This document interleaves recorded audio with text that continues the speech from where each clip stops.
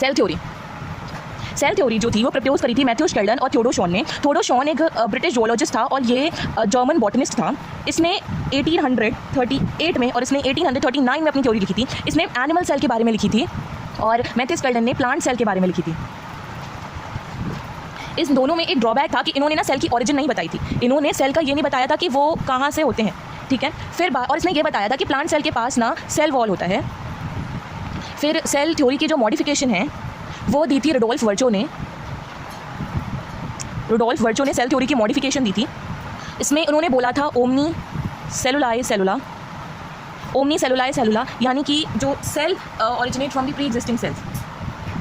जो सेल जो है वो पहले बने हुए सेल से आते हैं। ये सारे डॉटर सेल है, ये है पेरेंट सेल है, तो प्री एग्जिस्टिंग सेल से होते हैं बाय सेल डिवीजन। सॉरी यार, ऐसे है सेल डिवीजन की थ्रू ये जो सेल्स है पहले वाले सेल से आते हैं। और फिर सेल थ्योरी की कंक्लूजन हमें ये निकली थी कि जो सेल्स हैं वो प्री एग्जिस्टिंग सेल से होते हैं। प्लांट सेल और एनिमल सेल दोनों के